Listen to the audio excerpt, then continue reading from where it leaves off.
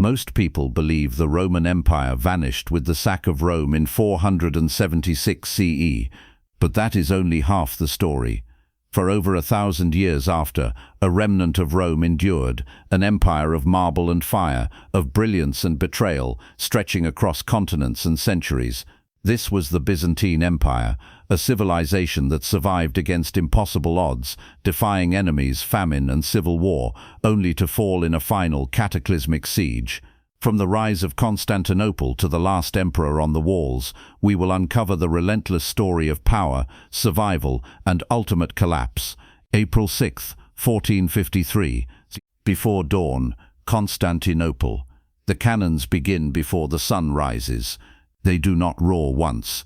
They pound again and again, until the earth beneath the walls shudders like a living thing in pain. Stone dust fills the air. Mortar cracks.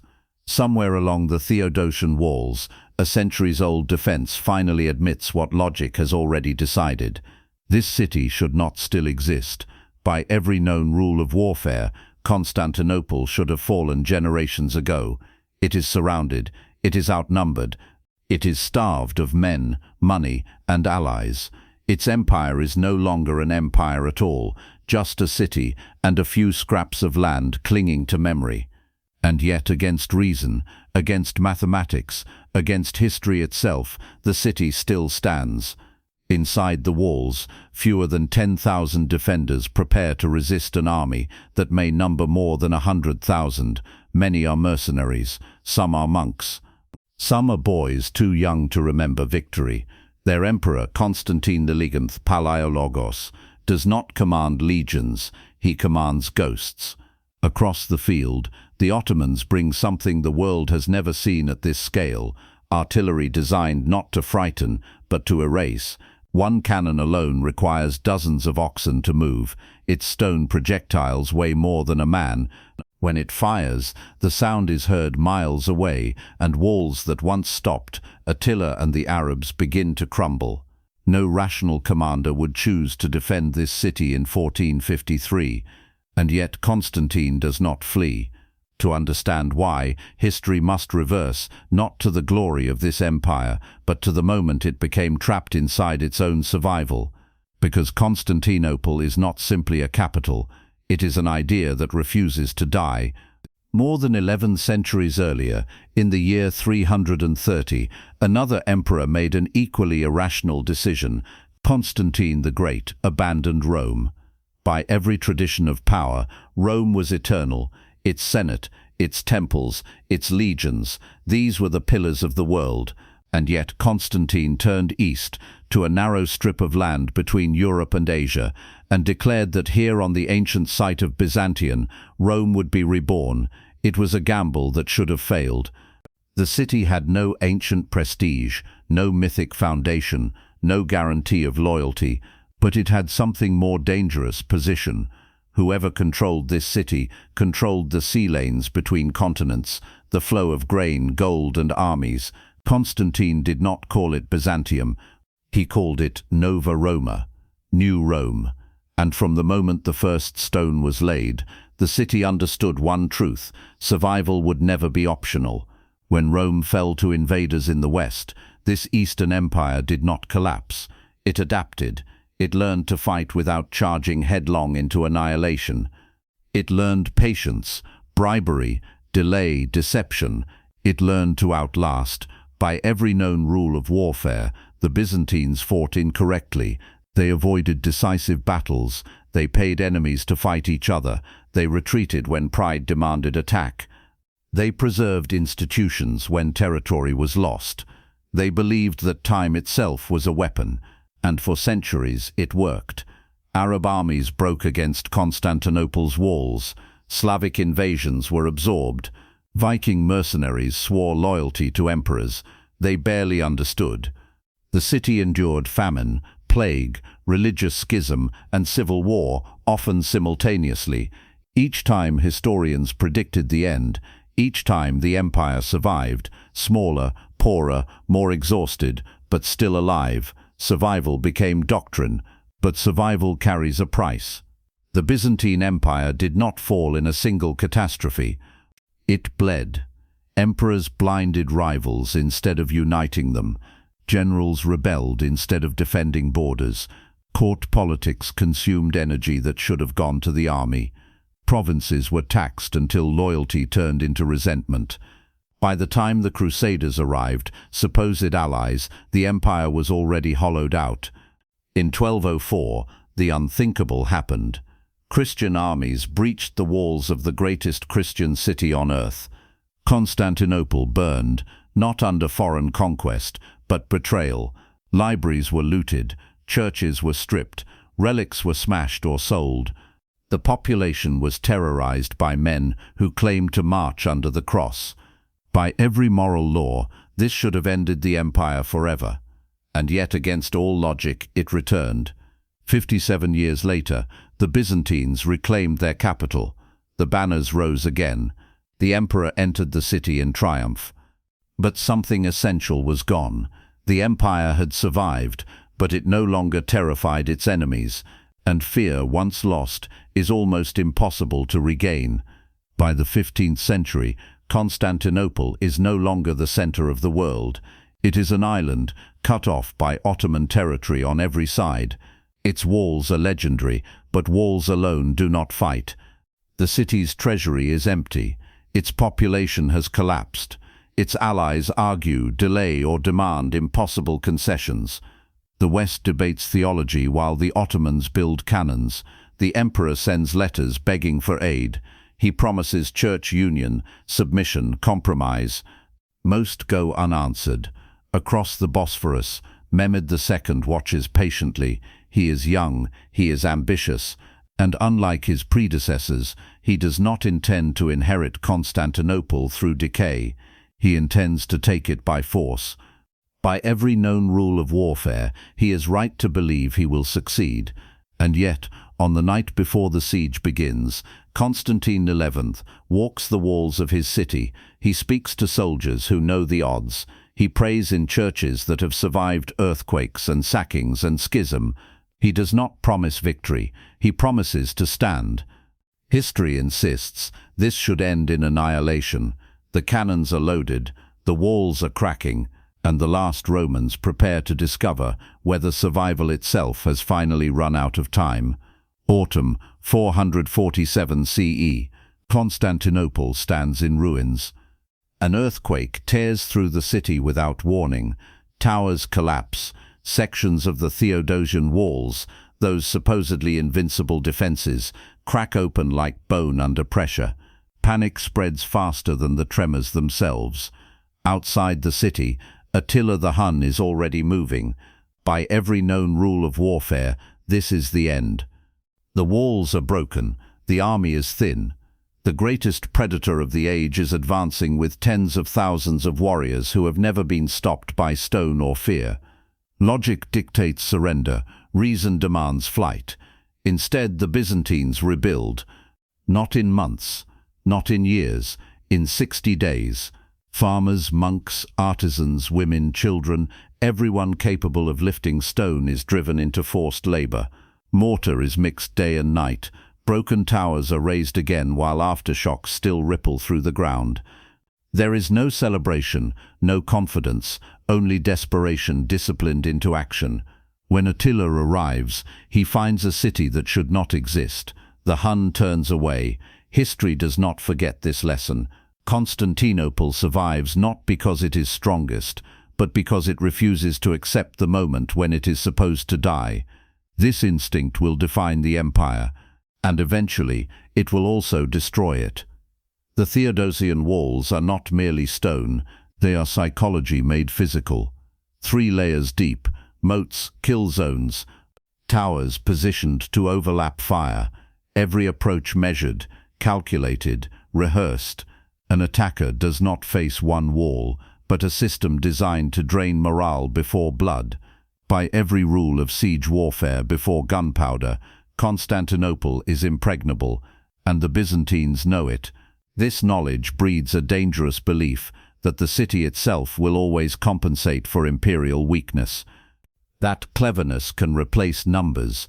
That delay can substitute for decisive action. For centuries, this belief keeps the empire alive, but it also encourages fatal habits. Rather than expand aggressively, Byzantine emperors learned to manage decline. They bribe invaders instead of annihilating them. They hire mercenaries instead of raising citizen armies. They fight diplomatically while enemies prepare militarily.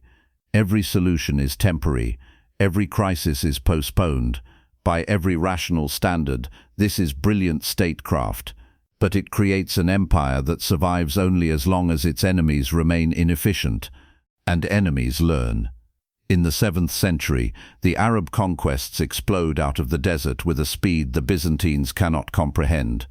Provinces fall in months. Egypt, grain heartland of the empire, is lost. Syria disappears. The imperial map shrinks violently. Once again, Constantinople becomes the last line. Arab fleets appear in the Bosphorus. Siege engines rise along the walls. The city is isolated, starving and outnumbered. And yet again it survives, because the Byzantines do something no one expects. They set the sea on fire. Greek fire, an incendiary weapon whose formula is guarded like a holy relic, burns on water. It clings to wood. It ignores waves. Enemy ships ignite in seconds, crews screaming as flames crawl across the surface of the sea itself. By every known law of nature, this should not be possible. But the Byzantines never cared about laws, only outcomes. The sieges fail, the empire endures, and with every survival, its sense of inevitability grows. But inevitability is fragile. As centuries pass, the empire's strength becomes increasingly concentrated in the capital itself. The provinces grow distant. Local elites resist central authority. Military land grants shrink. Soldiers become bureaucrats. Bureaucrats become courtiers. The army becomes something that exists on paper. Meanwhile, enemies adapt. By the 11th century, a new power presses into Anatolia, the Seljuk Turks. Fast, disciplined, religiously motivated, and uninterested in Byzantine delay tactics. In 1071, Emperor Romanos IV marches east to confront them. What follows is not a siege, it is a decision. At Manzikert, Romanos commits the unforgivable error. He assumes loyalty.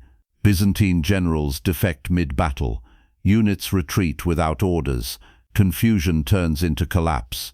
The emperor is captured alive. By every rule of imperial survival, this should have been contained. Instead, it triggers catastrophe. Anatolia, recruiting ground, tax base, defensive depth, unravels. Turkish tribes flood in. The empire loses the land that fed its armies and buffered its capital. Constantinople still stands, but now it stands alone. With manpower gone, emperors turn increasingly to mercenaries. Normans, Franks, Turks, Varangians. These men fight for gold, not survival. Their loyalty lasts exactly as long as payment continues. The empire survives crisis after crisis, barely, until it makes its most catastrophic calculation. In desperation, Byzantium asks the West for help. What arrives is the Crusades. At first, they are useful, then uncontrollable, then fatal. By 1204, the unthinkable happens. Western crusaders, bankrupt and enraged, turn their weapons on Constantinople itself. The walls fall, not to genius but betrayal. For 3 days, the city is looted, churches violated, civilians slaughtered, relics shattered or shipped west. The capital of Roman civilization becomes a prize stripped to bone. By every known rule of history, no empire survives this. And yet somehow it does. But what rises afterward is not the old Byzantium.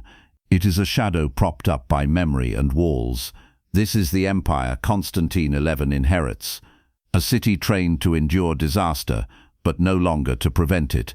A capital that believes survival is victory. And beyond its walls, a new enemy watches carefully. Because for the first time in history, the walls of Constantinople are facing something they were never designed to stop. Not patience, not fire, but force. Winter still grips the strait when the first stones are laid. They are not placed by masons from Constantinople, nor by Christian engineers copying Roman manuals. They are placed by Ottoman laborers working under relentless command, raising walls not to defend but to strangle. On the European shore of the Bosphorus, directly across from an older fortress on the Asian side, Sultan Mehmed II orders the construction of a new citadel. It is finished in 4 months. No rational commander would allow this, and yet Constantinople does nothing. The fortress, Rumeli Hisari, is not symbolic. Its cannons command the narrowest point of the strait. Any ship attempting to reach the city without Ottoman permission can now be destroyed at will.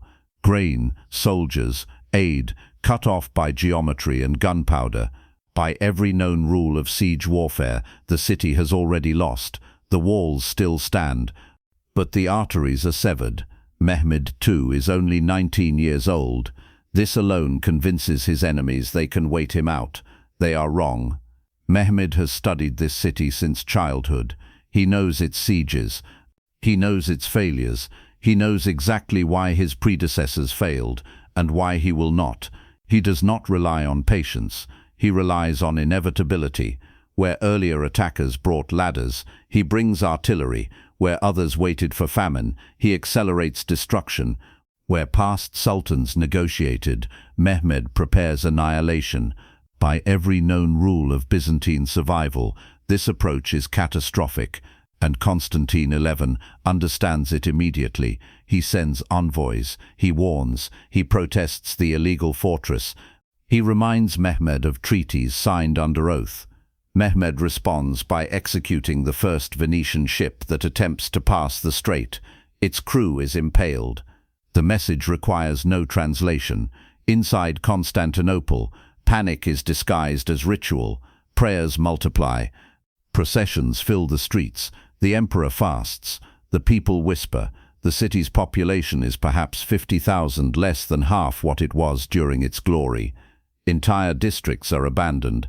Fields lie inside the walls, not for beauty, but survival. The defenders number fewer than 10,000. They are expected to hold 20 kilometers of wall. By every mathematical calculation, this is impossible. And yet, Constantine does not retreat into the palace. He walks the walls daily, inspecting cracks, measuring distances, memorizing weak points. He knows every tower by name. He understands that leadership here is not about orders. It is about visibility. If the emperor believes, others may follow. If he falters, the city dies immediately. Mehmed assembles his army in the fields west of the city.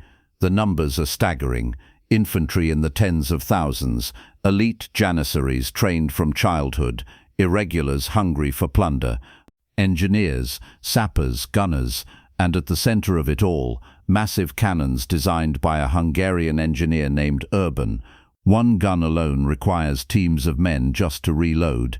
Each shot cracks stone that has resisted centuries. Urban once offered his services to Constantinople. The city could not afford him. Mehmed paid without hesitation. History insists this should be decisive. As spring approaches, the Ottomans test their guns. The sound echoes across the plains and into the city. Churches shake. Dust falls from ceilings. The defenders listen in silence, understanding that the walls they trusted for 1,000 years are now being measured in hours. Constantine gathers his commanders. There are few decisions left. No relief army is coming. Venice debates. Hungary hesitates. Rome prays. The emperor must choose where to concentrate his defense because he cannot defend everything. By every rational military doctrine, this is a losing equation, and yet one choice remains. He places his best troops at the weakest point, the land walls of the Lycus Valley. He reinforces gates that have never fallen. He prepares reserves that do not exist. He is not planning victory. He is planning delay, because delay is the only weapon Byzantium has ever truly mastered. On April 2nd, 1453, the Ottoman army arrives in full. Tents cover the fields like a second city. Banners ripple, drums roll. The walls are encircled. The siege begins, not with an assault, but with calculation. Mehmed knows the city is watching. He wants them to understand that this time survival itself is the illusion. Inside the city, Constantine XI addresses his defenders. He does not promise rescue, he does not promise triumph, he promises only that Rome will not die quietly. History insists this speech should be forgotten, because the city is about to fall. But the cannons are still silent, and silence in war is never mercy, it is preparation. The cannons fire at dawn, not as a warning, not as intimidation, but as a methodical dismantling of a civilization's last defense. Stone blocks that have not moved in centuries shudder, crack, and burst apart. Each impact is followed by silence, just long enough for defenders to realize the wall is still standing, then another shot lands closer to the same wound. This is not rage, this is engineering. By every known rule of siege warfare before gunpowder, walls are meant to endure time. Mehmed has no interest in time.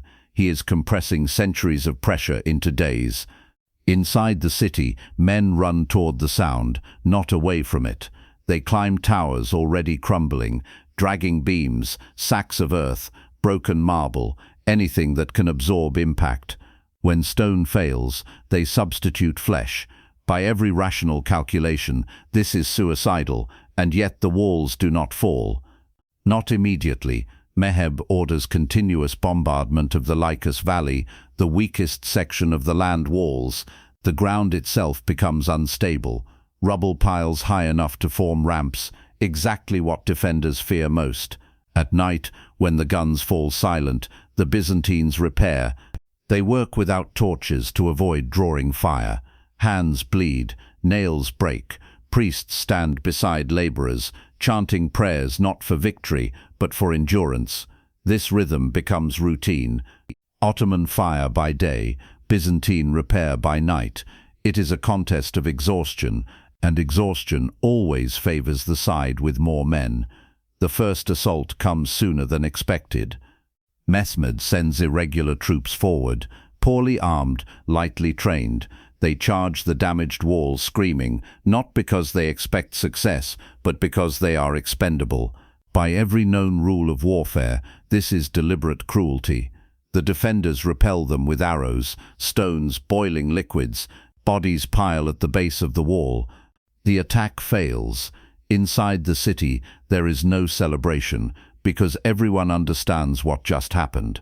The Ottomans were testing reactions, measuring response time, mapping fire angles, counting defenders. This was not an attack. It was reconnaissance paid for in blood. As days pass, new dangers emerge. Ottoman sappers begin digging beneath the walls, attempting to collapse foundations from below. The Byzantines respond with countermines, listening through the earth, detecting vibrations, digging blindly toward the sound of enemies underground. These are not battles with banners and trumpets. They are silent encounters in darkness. Men stab at shadows. Tunnels fill with smoke. Fires are lit underground, suffocating everyone inside. When tunnels collapse, bodies are entombed where they fall. By every known rule of war, this is madness, but madness is now the standard. Then Mehmed makes his most audacious move. One night, the defenders wake to a sound that does not belong. It is wood on wood, ropes straining, commands shouted in the dark. By dawn, the impossible is visible. Ottoman ships, dozens of them now float inside the Golden Horn.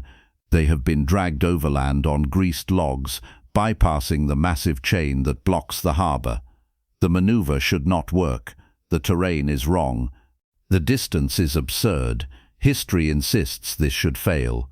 It does not. The Byzantines stare from the walls as the city's safest flank becomes a second front. Now the walls are not merely attacked. They are surrounded. Constantine XI convenes his commanders. The situation is now beyond salvage. Defenders must be split further. Reserves vanish. Morale wavers, not because men are cowards, but because reality has become undeniable. Every decision now costs lives immediately. Hold the land walls and the harbor falls. Defend the harbor and the land walls collapse. There is no correct answer. By every known rule of command, this is where empires break. Constantine chooses to hold the land walls, because once they fall, the city dies in hours. Inside the city, food runs low, bread is rationed, horses are slaughtered, water grows scarce, disease spreads through crowded districts where civilians have fled for perceived safety. The people do not riot, they pray. Processions move through streets carrying icons believed to protect the city since the time of Constantine the Great. Some believe miracles are imminent. Others believe judgment has arrived. Both are equally paralyzing. Mehmed senses the moment approaching. He tightens the bombardment. He rotates troops relentlessly. Fresh men replace exhausted ones. Artillery crews work in shifts. Damage accumulates faster than it can be repaired. On May 6th, a massive section of wall collapses. The breach is wide. The defenders rush in, not to close it, but to fill it with their bodies. For hours, the gap is contested hand to hand. Smoke, screams, blood soaking into rubble that has already absorbed centuries of violence. The Ottomans are pushed back again by every known rule of warfare. This should inspire hope. Instead, it terrifies the defenders, because it means the walls can fall and still not end the fight, which means Mehmed will not stop. That night, Constantine XI walks the city one last time. He speaks with soldiers who know their names will not be remembered. He enters Hagia Sophia and kneels beneath a dome built to defy gravity itself. The empire has endured earthquakes, plagues, sackings, betrayals. It has survived logic for 1,000 years, but now logic has returned with cannons, and it is patient. As dawn approaches, Mehmed prepares something different. Not another test, not another probe, but a final solution. History insists the end is no longer theoretical.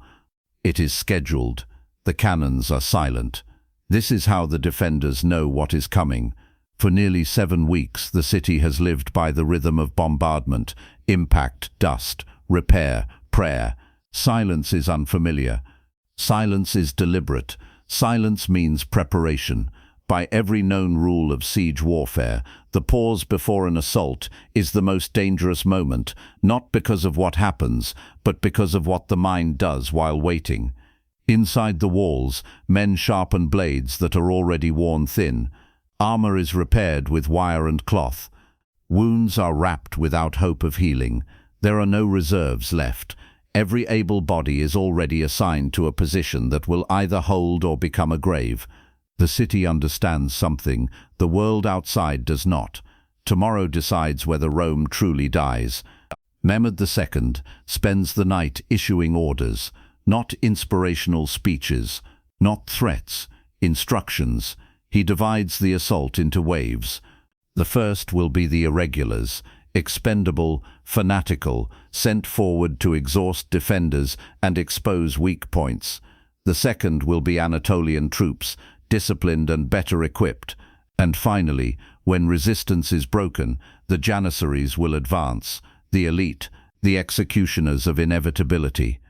By every known rule of warfare, this is textbook perfection, and the defenders know it. Inside Constantinople, Emperor Constantine XI gathers his commanders for the last time. There is no strategy left to debate. There is only resolve. He speaks without illusion. He does not promise divine intervention. He does not promise survival. He speaks of duty, of inheritance, of the city entrusted to them by centuries of sacrifice. He reminds them that they are not defending stone. It is not triumph they seek. It is absolution. Priests chant prayers that echo against walls built to suggest eternity. Some believe angels will appear. Others know better, but pray anyway. The emperor enters not as ruler, but as a man preparing to die. He receives communion. This is his farewell. Outside the walls, the Ottoman camp glows with firelight. Drums begin to beat, slowly at first, then faster. Horns answer. The sound rolls toward the city like an approaching tide. It is designed to be heard, designed to unsettle. Mehmed orders his men to rest in shifts. They eat, they drink, they prepare, they believe victory is assured. By every rational calculation, they are correct. Shortly after midnight, a strange sign appears over the city. A pale light surrounds the dome of Hagia Sophia. Whether moonlight, mist, or illusion does not matter. Word spreads instantly. Some interpret it as divine departure, others as divine presence. Fear and faith become indistinguishable. By every psychological measure, this is the moment morale breaks. But it does not. The defenders take their positions. Just before dawn, Mehmed gives the signal. The cannons fire again, not to breach but to disorient. Drums pound, shouts erupt across the field. Thousands of men surge forward toward the Lycus Valley. The first wave hits the breach. They die in droves. Arrows, stones, fire, everything the defenders have left is unleashed. Bodies pile so high they form bridges across ditches. Men climb over the dead without hesitation. The attack falters, then continues. The second wave advances, better armed, more disciplined. The defenders are exhausted. Arms shake, vision blurs, wounds reopen. Every strike now costs something irretrievable. Constantine XI fights alongside his men, not directing, not commanding, fighting. By every known rule of empire, this is unthinkable. By every known rule of history, it is already too late. Then the Janissaries advance. Silence falls among the defenders, not because they are calm, but because they understand the difference. This is not another test. This is the end. The elite troops move with precision, stepping into gaps measured over weeks of observation. They push into the breach, shields locked, formation intact. A rumor spreads that a small gate, the Kirko Porta, has been left open. Whether true or not, panic ripples, and panic is fatal. Somewhere in the chaos, a Genoese commander, Giovanni Giustiniani, is wounded and carried from the wall. He had been the spine of the defense. When men see him retreat, discipline fractures, the line bends, then breaks. Ottoman banners appear on the inner wall. By every known rule of warfare, this is the moment the city falls. Constantine XI removes the imperial insignia from his armor. He does not wish to be recognized. He draws his sword and disappears into the fighting. No one sees him die. But everyone understands that he does. The last Roman emperor vanishes not in ceremony, but in blood and rubble, exactly as the city itself does. As the sun rises on May 29, 1453, Ottoman troops pour into Constantinople. Churches are seized. Streets run with blood.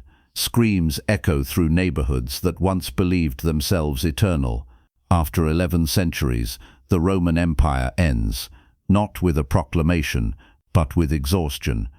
And yet, history will refuse to let it disappear quietly, because even in defeat, Constantinople has one final consequence left to unleash on the world. The sun rises over a city already dying. Ottoman soldiers pour through the shattered gates and broken walls in numbers the defenders can no longer count. Discipline, so carefully maintained during the assault, begins to fracture into something more ancient and more dangerous. Victory unleashes permission. By every known rule of siege warfare, this moment is expected, and yet no one inside the city is prepared for its speed. Streets that survived 1,000 years of history collapse into chaos within minutes. Defenders who held the walls until their arms failed are cut down from behind. Civilians run toward churches, believing stone and sanctity still mean protection. They are wrong. Mehmed II does not immediately enter the city. He waits. By every rational calculation, this is control, not hesitation. The sack is allowed briefly. Soldiers are permitted plunder as payment. It is how armies function, how loyalty is maintained, how victory becomes real. But Mehmed has no interest in destroying Constantinople. He intends to inherit it, and inheritance requires limits. Inside the city, order dissolves, homes are broken open, families are separated, fires spread where oil lamps fall, and no one is left to extinguish them. The screams echo upward, bouncing off domes and towers that once symbolized divine order. For centuries, Constantinople believed itself protected by God, by history, by destiny. Now, destiny has arrived with knives. At Hagia Sophia, thousands crowd inside. Men, women, children, some praying, some sobbing, some frozen in disbelief. The great church that once crowned emperors now shelters refugees pressed shoulder to shoulder beneath its vast dome. Priests continue the liturgy even as the noise outside grows closer. By every known psychological instinct, this is denial. But denial is the final refuge of the doomed. The doors are breached. Ottoman soldiers flood inside, staring upward at architecture they do not yet understand. The chanting stops. People scatter, but there is nowhere to run. Slavery begins immediately. This is not rage, this is procedure. Elsewhere, resistance flickers and dies. Small groups of defenders fight on without coordination, driven by momentum rather than strategy. They are cut down or disappear into the city's maze. No one is commanding anymore. The empire has no voice. By mid-morning, Mehmed II enters Constantinople. He rides slowly, not as a conqueror intoxicated by destruction, but as a ruler assessing a prize. He orders fires extinguished. He threatens execution for unauthorized looting. He understands something his soldiers do not. A ruined city is useless. A living capital is power. He dismounts at Hagia Sophia. Inside, the floor is littered with debris, blood, abandoned icons. The great space still smells of incense and fear. Mehmed surveys the structure in silence. Then he orders it converted into a mosque, not out of spite, out of finality. By every known rule of history, symbols matter more than bodies. Constantinople is renamed, but it is not erased. This is the paradox of its fall. The city that refused to die for centuries does not vanish when conquered. It transforms. It absorbs its conqueror as it absorbed Romans, Greeks, Christians, traders, and soldiers before. Mehmed declares himself Kaiser-i-Rum, Caesar of Rome. The Ottomans do not see themselves as destroyers of Rome. They see themselves as its heirs. Across Europe, shock spreads like fire. News travels slowly, but its meaning arrives instantly. The unthinkable has happened. The city that held back the East for a millennium is gone. Trade routes collapse. Refugees flee west, carrying manuscripts, knowledge, skills. Scholars arrive in Italy with Greek texts, long forgotten in Latin Europe. By every known rule of causality, this should be a footnote. Instead, it ignites the Renaissance. The fall of Constantinople does not end history, it accelerates it. For the Christian world, the loss is existential. If Constantinople can fall, nothing is guaranteed. If Rome can die twice, eternity is a lie. Kings fortify, popes preach, explorers look for new routes east, routes that will eventually lead across oceans never meant to be crossed. The modern world begins not with confidence but with fear, and for the Greeks of the former empire, survival takes a new form. They do not forget they were Romans. They do not forget their laws, their liturgy, their language. Under Ottoman rule, they preserve identity without sovereignty, memory without power. It will last centuries. History insists empires end when they fall, but Byzantium refuses even this. It survives as law, as art, as theology, as stubborn continuity. It survives in the very systems that replaced it. Even its conquerors rule using structures inherited from the empire they destroyed. This is its final defiance. Constantinople fell because it could no longer delay the inevitable, but in falling, it reshaped the world that defeated it. By every known rule of history, that should not be possible, and yet it happened. Because the Byzantine Empire was never just territory, it was endurance, and endurance leaves echoes long after stone turns to dust. The cannons are silent now, but the consequences are just beginning. Summer 1453, Constantinople breathes again under new masters. Smoke still rises from ruined districts when Mehmed II issues his most unexpected orders. The city will be repopulated. By every known pattern of conquest, Constantinople should have been left to decay, a trophy emptied of life. Instead, Mehmed commands Muslims, Christians and Jews from across his domains to resettle the city. Artisans are relocated, merchants are incentivized, clergy are reinstated under supervision. This is not mercy, this is strategy. Mehmed understands what centuries of attackers failed to grasp. Constantinople's power was never just its walls, it was continuity. Within months, the streets fill again. Greek shopkeepers reopen stalls beside Turkish soldiers. Churches function under new rules. Courts apply modified Roman law. Bureaucracy returns, not Ottoman improvisation, but inherited Byzantine precision. The empire that was supposedly destroyed now operates inside the empire that conquered it. By every known rule of imperial collapse, this should not happen. But Byzantium was never designed to die cleanly. Mehmed styles himself not merely Sultan, but Caesar of Rome. This is not symbolism. He keeps Byzantine tax systems. He adopts imperial ceremony. He preserves administrative districts. Even court protocol echoes the emperors who once ruled from the same city. The Ottomans do not erase Rome, they wear it. And in doing so, they ensure Byzantium's survival in disguise. Meanwhile, the former subjects of the empire scatter. Greek scholars flee west, carrying manuscripts copied and preserved through centuries of Byzantine labor. Plato, Aristotle, Euclid, Galen, texts Western Europe barely knew now flood Italian cities. By every known rule of causation, this transfer should have been gradual. Instead, it is sudden and explosive. Universities change curricula. Humanist scholars rediscover Greek. Painters, architects and philosophers look eastward for inspiration. The Renaissance accelerates, not because Byzantium lived, but because it fell. Europe reacts not with unity but fear. The loss of Constantinople proves something terrifying. No wall is eternal. No tradition guarantees survival. If the greatest fortress in Christendom can fall, every kingdom is vulnerable. This fear reshapes policy. Fortifications expand. Standing armies grow.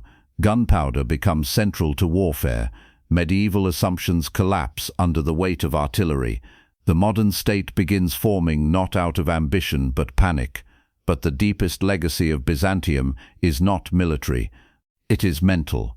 For 1,000 years, the Byzantine Empire lived knowing it was outnumbered, surrounded, and expected to fail.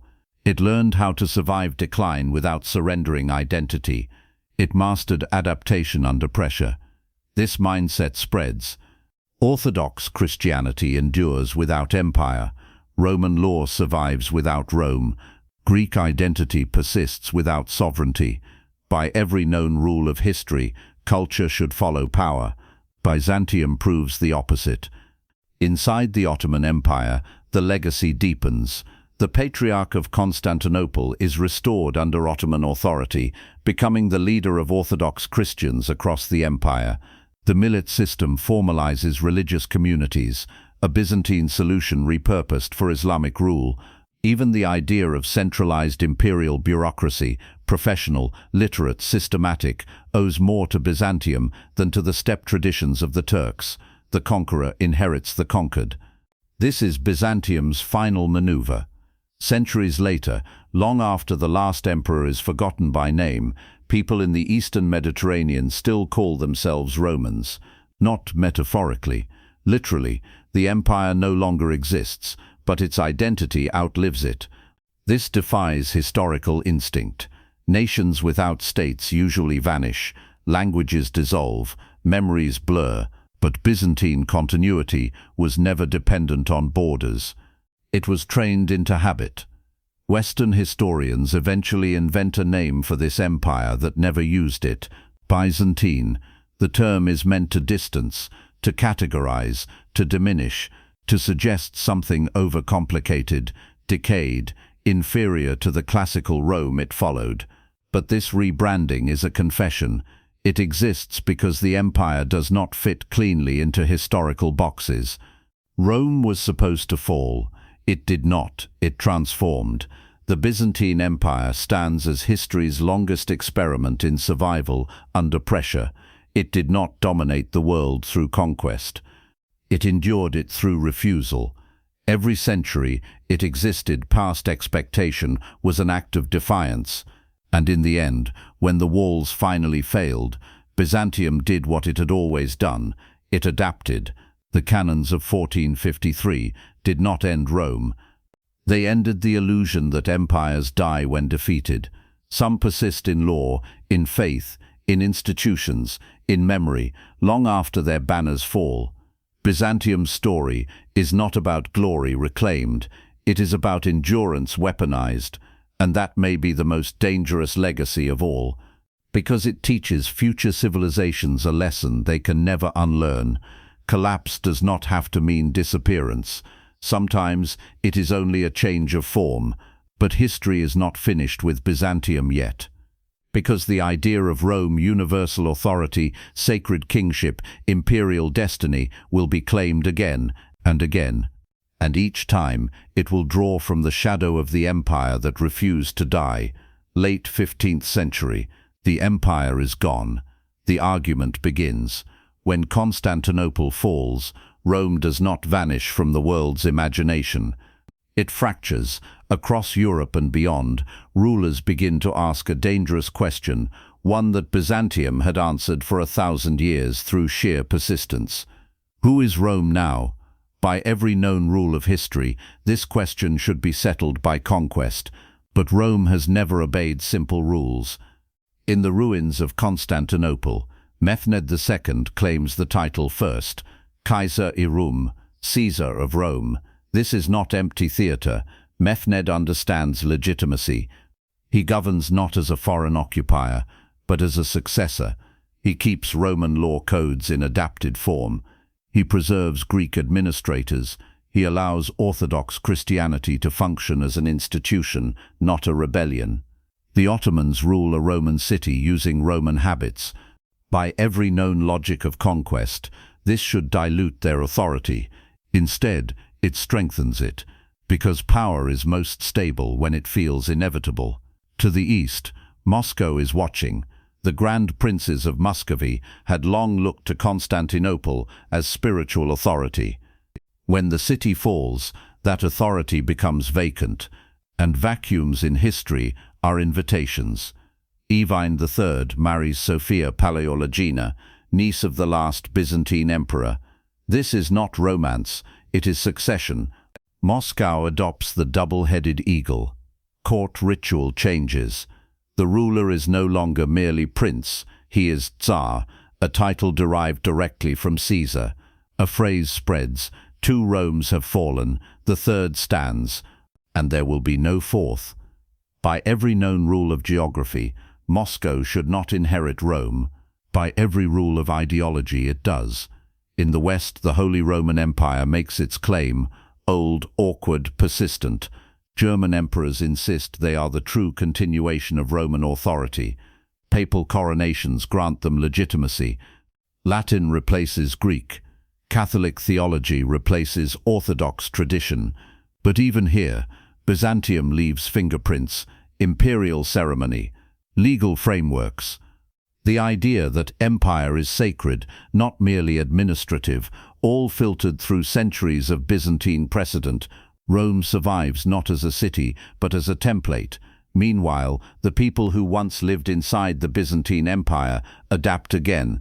Greek communities persist under Ottoman rule, maintaining schools, monasteries and identity through language and faith. They remember not an abstract empire, but daily life, laws, rituals, saints, stories. They do not call their past Byzantine. They call it Roman. This refusal matters, Because history is not only written by victors, it is lived by survivors. Western Europe continues to struggle with the implications. The Renaissance, fueled by Byzantine refugees, transforms art and philosophy, but also destabilizes certainty. Ancient texts challenge medieval theology. New science undermines inherited authority. The world becomes dangerous again, and that danger traces directly back to 1453. Because when Constantinople fell, Europe lost its eastern shield and gained its intellectual inheritance, a trade no one consciously chose. The military consequences are just as severe. The fall proves something no king can ignore. Walls are obsolete. Castles across Europe become liabilities. Gunpowder armies dominate. Centralized states replace feudal networks. War becomes industrial. By every known metric, the medieval world ends here. Not in 1492, not in the Reformation, but in the rubble of Constantinople. And yet, Byzantium's deeper influence remains invisible. Its conception of governance, bureaucratic, legalistic, ritualized, outlives feudal improvisation. Its preservation of classical knowledge becomes the backbone of Western education. Its theology shapes Eastern Europe for centuries. Even modern diplomacy owes something to Byzantine caution, delay, negotiation, manipulation, survival. Byzantium taught the world that strength is not always loud. Sometimes it is patient. Historians struggle with this legacy. They prefer clean endings. They want empires to rise, peak, and collapse decisively. Byzantium refuses. It lasts too long, changes too much, adapts too often. It forces history to admit something uncomfortable. Decline does not equal failure. The Byzantine Empire was never the strongest power of its age for long. It was frequently poor, often outnumbered, constantly threatened, and yet it outlived empires that dwarfed it in resources and manpower. Persians, Arabs, Vikings, Crusaders, Turks. It did not defeat them all. It survived them, until survival itself became impossible.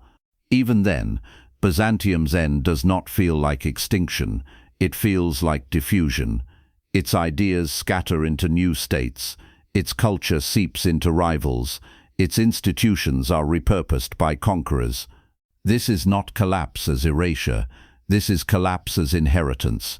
By every known rule of historical narrative, the Byzantine Empire should be remembered as a decayed remnant, too complex, too cautious, too compromised. Instead, it stands as history's longest rebuttal to inevitability, a civilization that understood one truth better than any other. Time is the most powerful weapon if you can endure it. But endurance has limits, and the story is not finished yet, because the world that replaces Byzantium will carry its contradictions forward. Authority without unity, faith without empire, power without permanence, and those contradictions will ignite conflicts far larger than the empire that first learned how to survive them. 11th century. Long before the fall, the damage is already permanent. The greatest illusion in Byzantine history is that collapse arrived suddenly in 1453. In truth, the empire had been paying for its survival for centuries, one compromise at a time, one emergency decision layered on top of another, until nothing solid remained beneath. By every known rule of power, an empire must expand or harden. Byzantium did neither consistently. It adapted instead, and adaptation, when repeated endlessly, reshapes the soul of a civilization. This is where the cost begins. The empire learned to survive by avoiding decisive confrontation. Enemies were bribed rather than destroyed. Rivals were divided rather than crushed. Armies were delayed rather than annihilated. These methods worked astonishingly well, but they produced a dangerous dependency. Victory became unnecessary. Endurance became the goal. Over time, emperors stopped asking how to win wars and began asking how to postpone losing them. This shift was invisible in any single generation, but across centuries it hollowed the state. The army was the first to change. In early Byzantium, soldiers were farmers. tied to land grants that gave them reason to fight for the empire's survival.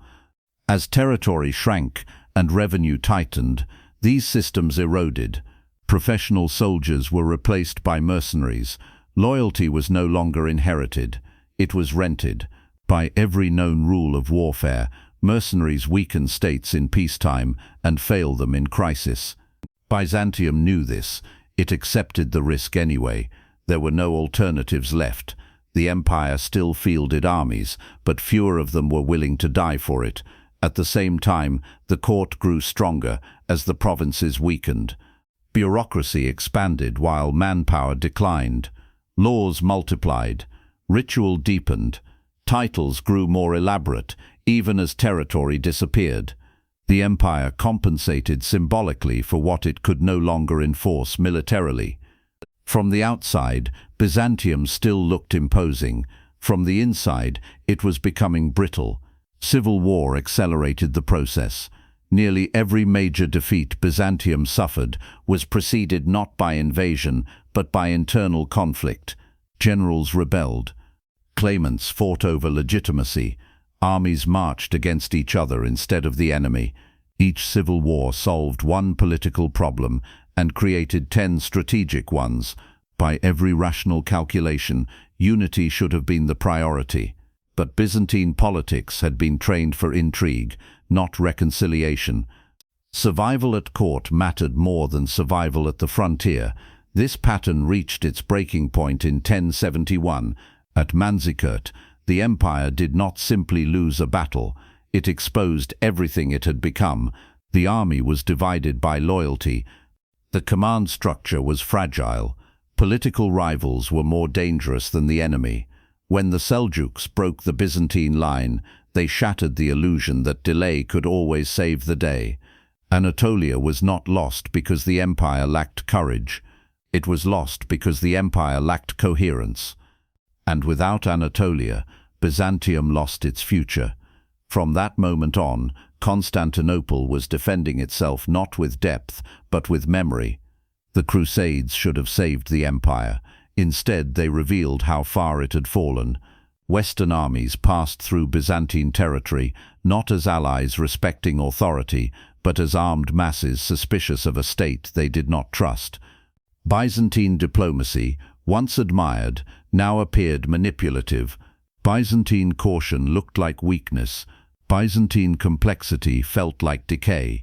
The empire that had survived through intelligence now faced enemies who dismissed intelligence entirely. The sack of 1204 was not inevitable, but it was logical. An empire that had trained the world to see it as fragile could not expect mercy when it finally was. After the reconquest of Constantinople in 1261, what remained was not a restored empire, but a city-state wearing imperial robes. Its emperors ruled with ceremony, but without leverage. Every decision required compromise. Every policy acknowledged limitation. This is the Byzantium Constantine XI inherited, a civilization still capable of dignity, but no longer capable of recovery. And yet, even here, something extraordinary persisted. The people did not abandon the idea of Rome. Farmers, priests, merchants, soldiers, all continued to see themselves as part of a continuum stretching back to Augustus and Constantine the Great. They spoke Greek, prayed Christian prayers, obeyed Roman law, and called themselves Romans without irony. This identity was not enforced by power, it survived without it. By every known rule of history, this should not happen. Identity usually collapses when sovereignty disappears. Byzantium proved that identity could outlast the state that created it. This is why the fall of Constantinople felt so final and yet so incomplete. The empire died physically because it could no longer adapt fast enough. Gunpowder shattered the balance Byzantium had relied upon. Delay failed. Diplomacy failed. Endurance reached its limit. But psychologically, culturally, and intellectually, Byzantium had already learned how to live without victory. That was its final paradox. The empire survived so long by preparing for loss that when loss finally came, it did not erase everything. Byzantium did not fall because it was decadent or foolish. It fell because it had exhausted every method of survival available to a pre-modern state. When the cannons arrived, there was nothing left to invent. History often remembers empires for how they rise or how they conquer. Byzantium deserves to be remembered for something far rarer. It mastered decline, and in doing so, it changed how civilizations understand survival itself. But this mastery came with a cost that future powers would pay in blood, because once the world learned that endurance could replace victory, it also learned how long suffering could be extended, and that lesson would shape the centuries that followed. 14th century. The empire still exists, but only barely, and the danger is no longer sudden annihilation, but something slower and more corrosive. Byzantium has survived so long that survival itself has become its greatest weakness. The state now orients every decision around avoiding collapse rather than rebuilding strength, and by every known rule of history, this is the moment when decline becomes irreversible. Emperors no longer ask how to restore the empire's borders, only how to keep Constantinople functioning for one more season, one more treaty, one more reign. Each solution works briefly and then deepens dependency. Each postponement shrinks the future. The Ottomans first appear not as executioners, but as auxiliaries. Byzantine emperors invite Turkish forces into civil wars, trading land and legitimacy for short-term advantage. It is a decision that makes sense in isolation and disaster in sequence. Turkish warriors settle. Fortresses change hands quietly. Villages wake up under new masters without a battle ever being fought. By every known rule of strategic defense, this is surrender disguised as diplomacy, yet Byzantium continues because the immediate alternative is internal collapse. Civil war becomes the empire's natural state. Claimants to the throne devastate the countryside to fund their bids for power. Armies march repeatedly through the same provinces, extracting what little remains. Tax bases vanish, peasants flee. The state survives by squeezing the capital harder, concentrating wealth and population inside the walls of Constantinople, while the rest of the empire empties out. The city grows more sophisticated, even as the world around it disintegrates. From a distance, Byzantium still looks refined and powerful. Up close, it is starving its own foundations. Religion, once a source of unity, becomes another fracture. The split between Orthodox and Catholic Christianity hardens into hostility, even as the empire desperately needs Western aid. Attempts at church union are made not from conviction but necessity, and the population senses it immediately. Faith used as currency corrodes trust. Many Byzantines conclude that submission to the Ottomans would be preferable to surrendering their religious identity to the West. By every rational standard, this should sound absurd, but survival under foreign rule feels more honest than survival through self-betrayal. As the Ottomans grow stronger, their methods reflect lessons learned from Byzantium itself. They adopt bureaucracy, taxation systems, siege techniques, and diplomatic patience. They do not rush, they isolate, they wait. Byzantine survival tactics have been studied and inverted. The empire now faces an enemy that understands it completely. This is the most dangerous opponent imaginable, because it knows exactly how long Byzantium can endure and exactly how to stretch that endurance until it snaps. Constantinople becomes a magnet for refugees from lost territories, swelling its population while cutting it off from resources. Food must be imported. Money must be borrowed. Foreign merchants gain enormous influence. Genoese and Venetian quarters function almost as independent states within the city, controlling trade and extracting privileges that further weaken imperial authority. The empire is alive, but no longer sovereign in practice. It exists at the mercy of forces it once regulated. By every known rule of imperial power, this is the end stage, yet Byzantium persists because it has learned to function without optimism. Its administrators still keep records, its judges still apply law, its scholars still teach, its clergy still lead rituals that connect the present to a 1,000-year past. The machinery continues to run even as the structure collapses around it. This is not strength, it is momentum. When the final Ottoman sieges tighten, there is no panic at first. Byzantium has been surrounded before. It has been outnumbered before. It has been declared finished countless times. The city's greatest vulnerability is not fear, but familiarity. Disaster has become routine. Each new threat feels survivable because so many previous ones were. By every known psychological principle, this breeds fatal miscalculation. The empire has survived so often that it assumes survival is its natural state. This is why the cannons of Mehmed II are so decisive. They do not merely break walls, they break the underlying assumption that time favors Byzantium. For the first time, delay no longer helps. Repair cannot keep pace with destruction. Negotiation cannot neutralize artillery. Endurance ceases to be a strategy. The empire that mastered survival discovers too late that survival has conditions. When Constantinople finally falls, it is not because the Byzantines fought poorly or believed too little. It falls because the empire had already used every tool it possessed. There was nothing left to improvise. The Ottomans did not defeat Byzantium at its peak, but at the end of a long, rational, disciplined retreat from history. This is the true tragedy of Byzantium. Not that it collapsed, but that it collapsed only after proving that collapse could be postponed almost indefinitely. Future powers would study this lesson carefully. They would learn how to extend decline, how to rule without solutions, how to trade tomorrow for today, and they would repeat the pattern on scales Byzantium could never have imagined. The empire's final gift to history is therefore not its art or its law or its theology, but its warning.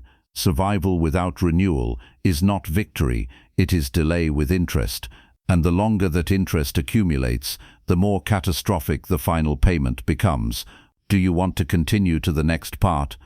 Reply yes to continue or no to stop. Yes words between 900–950 must part 11. The Siege of Inevitability, April 6, 1453. The city holds its breath. The Ottoman army encircles Constantinople. From the walls, defenders see banners rippling in the morning sun, tens of thousands of soldiers stretching as far as the eye can reach. Siege engines tower over rooftops. Cannons, designed to tear centuries-old stone from the earth, are positioned and ready. The sound of their presence alone is enough to make even the most hardened soldier's stomach tighten. By every known calculation, the city is doomed. Its walls are too long, its numbers too few, and its cannons too few. Survival is already a miracle. Inside Constantinople, Emperor Constantine XI walks the walls. His armor is heavy with symbols, but even he cannot carry centuries of history on his back. Every tower, every gate, every arrow slit is inspected. Each breach repaired with haste, each weakness reinforced with human flesh and stone. There is no strategy left but presence. The emperor must be seen, lest morale falter. He understands that fear is more contagious than disease, and courage, like water, must flow visibly for it to sustain life. The defenders number fewer than 10,000, facing a force exceeding 50,000. Janissaries, trained from boyhood in precision and obedience, wait in disciplined ranks. Infantry from Anatolia, irregulars from the Balkans, engineers and sappers, every component of the Ottoman war machine is tuned to dismantle the impossible. They have prepared for months, and Constantinople has had no reinforcements, no army approaches, no ally will arrive. By every rational assessment, the city will fall within days. Yet the walls hold. The first wave of Ottoman attack tests the land walls. Irregular troops, screaming and reckless, charge the breach. They are shredded almost immediately by arrows, boiling oil, and granite hurled from the battlements. Bodies pile, forming crude barricades. Yet the siege does not pause. Ottoman engineers note every reaction. They map weaknesses, record angles, time the defender's response. This is not cruelty, it is calculation. Every death is data. Every failure instructs the next assault. By every known rule, this is a rehearsal for the final act. At night, silence falls over the city. Not relief, but exhaustion. Soldiers mend walls, tending injuries with fingers raw from labor. Civilians scavenge food, pray without hope, and whisper names of saints and emperors, as if invoking history itself might delay what is coming. Fatigue settles into every bone. Sweat dries into dust on faces that have seen too much to tremble, yet too little to accept fate entirely. By every psychological principle, this is the moment morale breaks, but it does not. The city has survived far too long to collapse from the mind alone. Mehmed II, only 19, walks the fields before the city. His youth is masked by obsession. He has studied Constantinople for decades through reports, models, and old manuals. He knows its history, its victories and its failures. He knows exactly where patience will achieve more than force. By every known measure, he should hesitate, wary of defending walls. But he does not. He calculates inevitability, and he executes. By dawn, artillery opens fire. The sound is like thunder rolling across centuries of history. Stone shatters, towers tremble, dust rises in columns that blot out the horizon. Every impact is precise. Each shot accelerates the collapse of what human hands have held together for months. Inside, defenders scramble to repair breaches while continuing to repel assaults. Blood and mortar mix.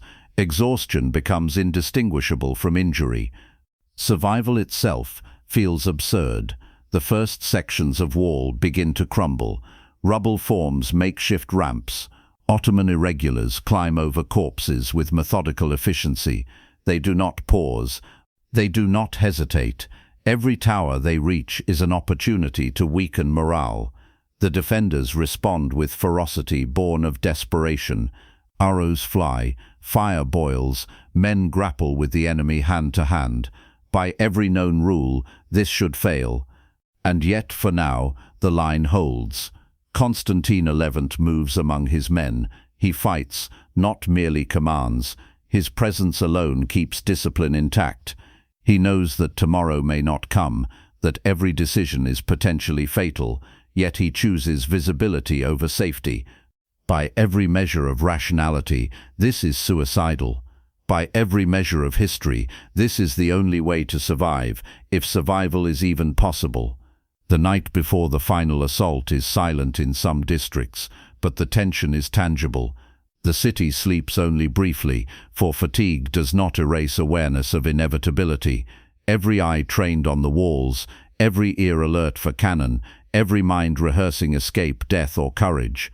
The empire that has delayed the inevitable for centuries stands at the brink, measured by tens of thousands of enemies who have learned its patterns. By every known rule, this is the final hour, and yet the walls still stand.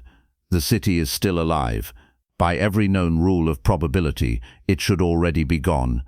History insists it cannot survive the next day, but survival has always been Byzantium's gift, and its curse. May 29, 1453. The air is heavy with inevitability. The Ottoman army prepares. Tens of thousands of men, trained, disciplined, and relentless, stand poised before the land walls of Constantinople. Siege towers are pushed into position. Cannons aim at every breach. Engineers have mapped every possible weakness over weeks of observation. The city has been tested, prodded, and exhausted. By every known rule of siegecraft, it is time to break the impossible. Inside the walls, Constantine XI rallies his defenders. Every soldier, every citizen armed with sword or spear, understands that today may be their last. Discipline is maintained not through hope, but through ritual. Arrows are sharpened. Oil and boiling water are prepared. Repairs are reinforced, as though the walls themselves can fight alongside men. By every known rule of warfare, the defenders are hopelessly outnumbered. Yet their spirit is intact. The assault begins before sunrise. Irregular troops, young and expendable, surge forward first. They climb the rubble-strewn approaches, screaming to distract and exhaust the defenders. Byzantines hurl everything they can: stones, beams, fire and steel. Bodies fall in heaps. By every known standard, this wave should be annihilated, and it is, but it succeeds in buying time and revealing the defenders' exact reaction patterns. This is the purpose of the first wave, not victory, but preparation. Then the main infantry moves. Anatolian troops, disciplined and armed, advance in coordinated formation. Shields interlock, spears are raised, archers fire from behind. They follow a strategy honed by months of observation. Every step is designed to weaken the defenders further. By every rational calculation, Constantinople cannot repel this attack. Yet the defenders fight as though the walls themselves were their last family. Arrows darken the sky, fire scalds the streets. Men struggle hand to hand where stone has collapsed. Genoese commander Giovanni Giustiniani, the backbone of the defense, is wounded early. His withdrawal fractures the defensive line. Panic spreads, not in a wave, but like a creeping poison. Every commander improvises, sending men to plug gaps, throwing bodies into breaches, buying seconds with human shields. Exhaustion gnaws at every limb. By every known rule, this should be the moment when the walls collapse completely, and yet they hold barely. The Janissaries advance last. Elite troops, trained to precise perfection, step into breaches that irregulars and infantry have softened.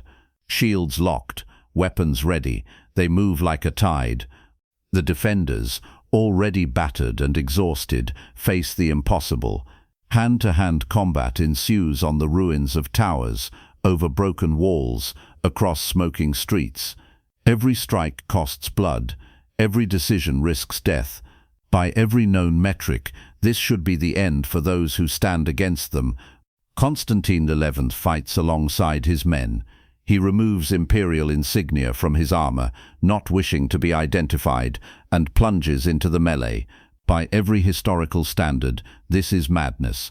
By every narrative expectation, he should die swiftly.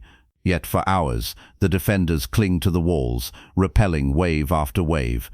The fighting is continuous, brutal, and merciless. Dust and blood fill the air, obscuring who is living and who is dying. Survival itself becomes almost accidental. Within the city, civilians are trapped. Those who cannot flee crowd into Hagia Sophia and other churches. Priests chant prayers beneath the dome, chanting not for victory but for absolution. Fires rage elsewhere, smoke choking the streets. Every scream, every clash of steel, every cannon shot reinforces the impression that the end is absolute. Yet in the chaos, Byzantium persists. Its citizens fight, pray, and endure. By mid-morning, a rumor spreads. A small gate, the Kirko Porta, is open. Whether by accident or design, it becomes the focal point. Panic, calculated or uncontrolled, ripples through the defenders. Soldiers attempt to plug gaps, but coordination is slipping. Bodies fall into the breach, forming piles that make movement nearly impossible. By every measure, the city should collapse immediately, and yet for the moment it does not. The Janissaries press harder, the breach widens, constant waves of attack hammer the walls. Exhausted men and civilians alike fight where they can, each moment bought with sweat and blood. History insists this should end now. The city is surrounded, outnumbered, and under assault from every angle, and yet Byzantium survives for hours longer than logic allows. By late afternoon, the walls are nearly breached at multiple points. Survivors clutch remnants of defense, knowing the empire cannot endure another push. Cannon fire and hand-to-hand combat continue without pause. Dust settles on broken stone and blood-soaked rubble, marking the final hours of resistance. Every act of bravery, every ounce of endurance, is recorded in silence by history itself. Constantine XI disappears into the fray. No one knows where he falls, no one witnesses his death, yet everyone understands that the last Roman emperor is gone, leaving the city to face its fate. By every rule of probability, the empire ends not with ceremony, but in chaos, sweat and blood. And history confirms it, not with a moment of triumph, but with the slow, inevitable collapse of what once seemed eternal. By now, the land walls have been breached in multiple locations. Ottoman forces pour into Constantinople, not as invaders striking for glory, but as machines executing a strategy honed over months. Soldiers move with precision, stepping over fallen comrades, shields raised, weapons swinging. Every section of wall that had held for centuries begins to crumble beneath weight, fire and relentless assault. By every known standard, the city should have fallen hours earlier. Yet the defenders continue, hand to hand, street to street, clinging to hope, threaded from centuries of survival. Inside the city, chaos is absolute. Streets run with smoke and blood. Fires flare where oil lamps and broken buildings ignite piles of debris. Civilians flee toward churches, but the shelters are soon overcrowded and unsafe. Screams echo through alleyways that were once bustling with merchants and artisans. Families are torn apart. Soldiers fight not only the enemy, but also the collapsing infrastructure around them. By every known rule of siege warfare, survival in this environment is impossible, and yet, for the moment, life persists in fragments. Hagia Sophia, once a symbol of imperial authority, becomes a refuge for thousands. Priests continue their chants despite the approaching danger. Worshippers clutch icons and relics, seeking protection in ritual. The vast dome towers over the chaos, a fragile symbol of endurance. Smoke from the burning districts mixes with the incense, creating a pungent, surreal haze. By every psychological measure, panic should have overtaken the city. Yet here, fear is suspended by sheer force of tradition and memory. Mehmed II enters the city, not as a conqueror drunk on blood, but as a strategist securing his prize. He observes, issues orders, and restrains indiscriminate looting. Fires are contained where possible. Key districts are preserved for administration and resettlement. By every known historical measure, his patience ensures that the city will serve as a functioning capital rather than a burned ruin. The genius of his conquest lies not in destruction, but in inheritance. Meanwhile, resistance continues in pockets. Small groups of defenders, armed and desperate, hold towers, staircases and gates. Every hour of delay costs them lives, yet every hour demonstrates Byzantium's enduring capacity for defiance. Fatigue gnaws at the muscles, wounds reopen, hunger and thirst take their toll. By every rational estimate, these fragments of defense cannot last, and yet they do, fueled by the instinct to preserve memory and tradition. The Janissaries press deeper into the city. Streets choke with bodies and smoke. Every clash of steel creates another layer of debris that slows both attacker and defender. Byzantines launch desperate counterattacks, throwing whatever they can at the invaders, pots of boiling oil, rocks and arrows. By all known calculations, these measures are futile, yet they buy precious minutes. Minutes that allow civilians to seek sanctuary and soldiers to regroup where possible. Constantine XI fights alongside his men, a symbol rather than a commander at this point. He moves through the chaos with the grace of inevitability, aware that the empire cannot survive his loss but unwilling to surrender. By every historical standard, this is madness. By every narrative expectation, he should be dead within moments. And yet his presence inspires the defenders, extending the life of the city by mere hours. Elsewhere, fires spread uncontrollably. Neighborhoods once filled with life collapse into ash and ruin. Smoke signals drift skyward, visible to the surrounding Ottoman forces as confirmation that the city is breaking. Looters, both disciplined soldiers and opportunists, seize whatever they can carry. By every known historical rule, disorder should consume every remaining structure and population. And yet in the chaos, pockets of the old city persist, clinging to what they can hold. By evening, the fighting slows only because exhaustion overtakes both sides. The city is largely in Ottoman hands, but fragments of defense remain. Smoke rises from Hagia Sophia and other surviving structures, silhouetting a skyline that was once imperial but is now contested. By every psychological principle, morale should collapse completely, and yet the defenders persist in small, desperate acts of resistance. Constantinople burns, dies, and yet refuses to vanish quietly. Its fall is not instantaneous, it is protracted, painful, and deliberate, a reminder that even in defeat, Byzantium dictates the terms of its own destruction. By every known rule of empire, the city should now be irrelevant, yet it will continue to shape the world long after the last walls crumble. May 29, 1453, evening, the end becomes unavoidable. The city is in ruins.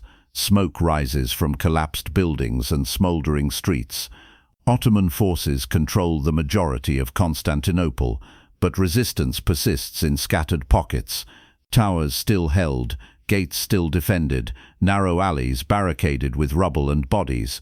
By every known metric of warfare, the empire is finished. And yet, Byzantium refuses to surrender entirely. Its defenders continue to fight because surrender is not an option. Survival has always demanded more than reason allows. Emperor Constantine XI moves through the chaos, his presence both a rallying point and a target. He sheds imperial trappings to avoid recognition, but his courage is evident in every action. Sword in hand, he fights where he is needed most, rallying men at breached walls, leading charges against advancing janissaries, reinforcing defenses where panic threatens to spread. By every historical standard, this is suicidal. By every narrative expectation, he should fall immediately, and yet for hours he holds the line. Inside Hagia Sophia and other churches, civilians pray, clutching icons, whispering names of saints, reciting the liturgy in terrified monotone. The sound of cannon fire shakes the massive domes. Smoke chokes the air. Fires from nearby districts creep closer, threatening to engulf these last refuges. The distinction between soldier and civilian blurs as desperation forces ordinary people into combat, throwing whatever they can find at invading forces. By every known rule, the city should have been abandoned, and yet fragments of resistance endure. The janissaries press relentlessly. Ottoman artillery continues to pound the walls, creating breaches too large for human hands to repair in time. Soldiers climb over rubble, fighting defenders in hand-to-hand combat at the city gates and towers. Byzantines fall one by one, each death buying a few more moments of survival for the city's remaining population. Exhaustion sets in. Hunger gnaws. Injuries pile up. By every rational calculation, the defenders cannot endure another hour. Constantine XI is last seen leading a charge near the St. Romanus Gate. He fights with ferocity born of centuries of history. Every sword swing is weighted with the knowledge that if he dies, the empire dies. Historians later debate the exact moment of his death.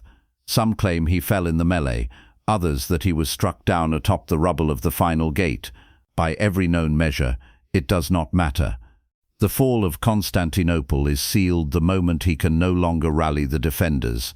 Once the emperor is gone, the remaining soldiers attempt to hold out in small clusters, but coordination collapses completely. Cannons, towers, and sheer numbers make resistance futile. Survivors flee into the streets or are captured. Looting begins systematically. Fires spread uncontrollably. By every known rule of military engagement, the city should be lost long before nightfall. Yet some pockets of defense continue to fight, almost instinctively, as if the walls themselves are still breathing. The Ottomans take control of the Hagia Sophia. Soldiers enter cautiously at first, expecting armed resistance. Inside, they find civilians praying and some defenders still alive. Many are killed, others enslaved. The massive dome, once a symbol of imperial and religious authority, is claimed not as destruction, but as inheritance. Mehmed II orders it preserved for future administration and eventual conversion into a mosque. By every known standard, this is both mercy and strategy. By nightfall, The city is effectively under Ottoman control. Fires burn unchecked in the suburbs. Streets are littered with bodies, rubble and debris from centuries of siege and collapse. The once glorious capital of an empire that had endured for over a millennium is now a city in flames, conquered yet not erased. By every psychological principle, one would expect history to treat the fall as a final ending.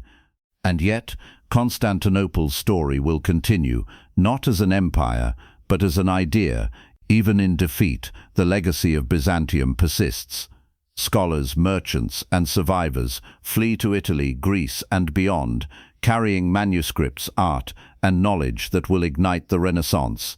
Legal codes, military strategy, religious tradition, and administrative practices spread to new regions. By every known measure, the empire is dead, and yet its influence endures, seeding transformations far beyond what any conqueror could have anticipated. The death of Constantine XI is not merely a personal loss, it is the symbolic collapse of the Roman imperial line, but it is also a transition. The city that had withstood the impossible for over a millennium has fallen, yet its cultural, religious and intellectual echoes will ripple across Europe and the Middle East for centuries. By every known rule of historical causality, the fall of Constantinople should mark an absolute end.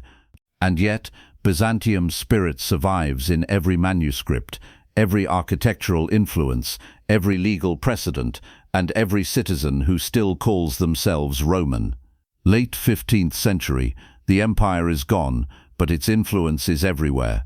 The physical empire of Byzantium has vanished, yet its legacy spreads like a shadow across the world. Survivors scatter to Italy, the Balkans and Russia, carrying manuscripts, religious texts, art and traditions that have been preserved for centuries. By every known rule of historical collapse, the fall of Constantinople should have ended the transmission of knowledge. It did not. Instead, this forced migration accelerates the Renaissance. Scholars arrive in Venice, Florence and Rome, bringing Greek philosophy, mathematics and science previously unknown to Western Europe. Plato and Aristotle, once preserved behind Byzantine walls, now ignite intellectual revolutions. The human cost of survival is immense. Families are torn apart, children are orphaned, artists flee empty homes, monks carry fragile manuscripts across the sea. Every step is a gamble, every journey risks death, and yet by sheer determination the knowledge endures. Byzantium has taught the world that culture can outlast territory, that identity can survive conquest, that memory can persist even in the absence of state. By every measure, this is a civilization refusing to die, even as its heart has been removed. In Russia, the fall of Constantinople inspires the concept of Moscow as the Third Rome. The marriage of Ivan III to Sophia Paleologina, niece of the last Byzantine emperor, symbolizes continuity of Roman authority in a new land. Court rituals, titles and symbols such as the double-headed eagle are adopted directly from Byzantium. By every rational calculation, a fallen empire should not shape the identity of another state so profoundly, yet it does. Byzantium's ceremonial, administrative and religious frameworks become a blueprint for new imperial power. In the Ottoman Empire, Byzantine influence is equally visible. Mehmed II preserves much of the city's administrative structures. Greek clerics are integrated into the millet system, ensuring Orthodox communities maintain a degree of autonomy. Byzantine bureaucracy, previously refined through centuries of imperial governance, informs Ottoman administration. Knowledge, law, and precedent become tools of empire, repurposed to consolidate a conqueror's authority. Byzantium's survival through adaptation teaches the Ottomans that conquest is more effective when it incorporates rather than destroys. Western Europe reacts in awe and fear. The fall of Constantinople demonstrates the destructive power of gunpowder, reshaping military strategy. Fortifications are rebuilt, armies modernized, and diplomacy adjusted to account for empires that can now project power more efficiently. Renaissance thinkers absorb Greek manuscripts and philosophy, transforming art, architecture, and science. Europe grows intellectually richer precisely because Byzantium fell. Its end triggers beginnings elsewhere. By every historical measure, collapse can be generative. Religious traditions also adapt. Orthodox Christianity continues under Ottoman rule. Churches remain active, monks preserve texts and teachings. Byzantine theological debates influence Eastern Europe for centuries. Even without political power, Byzantine culture continues to define identity and belief. Survival is no longer about walls or armies, it is about memory and institution. By every known standard, empires vanish when sovereignty ends. Byzantium disproves this rule. Merchants continue trading along routes refined under Byzantine administration. Silk, spices, and precious metals flow through corridors once controlled by Constantinople. The economic networks established by Byzantians outlive the empire, proving that infrastructure can survive collapse when preserved and adapted by successors. Byzantium has left behind more than art and law. It leaves systems that shape commerce and daily life across regions. Historians later struggle to categorize the empire. It is neither entirely Eastern nor Western, Christian nor fully Roman. The term Byzantine itself emerges centuries later as a way to distinguish this peculiar civilization from classical Rome. Yet the label cannot erase reality. Byzantium persisted in memory, in practice, in culture, and in institutions long after its walls fell. Its endurance challenges assumptions about how history operates. By every rational rule, an empire should vanish with conquest. Byzantium defies reason. Ultimately, the shadow of Byzantium is everywhere, in Europe's intellectual awakening, in Russia's imperial ambitions, in Ottoman governance, in Orthodox faith, and in the collective memory of the Mediterranean world. Its story is not of triumph or defeat alone, but of survival against impossible odds, adaptation under constant pressure, and influence that extends far beyond borders. Byzantium proves that an empire's death can be both absolute and incomplete at once. Its lessons will echo for centuries. The fall of Constantinople did not erase Byzantium. Its physical empire is gone, its armies disbanded, its emperors dead. Yet the civilization that survived for over a millennium left an imprint too deep to vanish. Scholars, artists, and clerics fled westward, carrying with them manuscripts that had been preserved against all odds. Greek texts, long locked behind Byzantine walls, flood Italian city-states, igniting the Renaissance. Mathematics, philosophy, astronomy, and medicine find fertile ground in the West.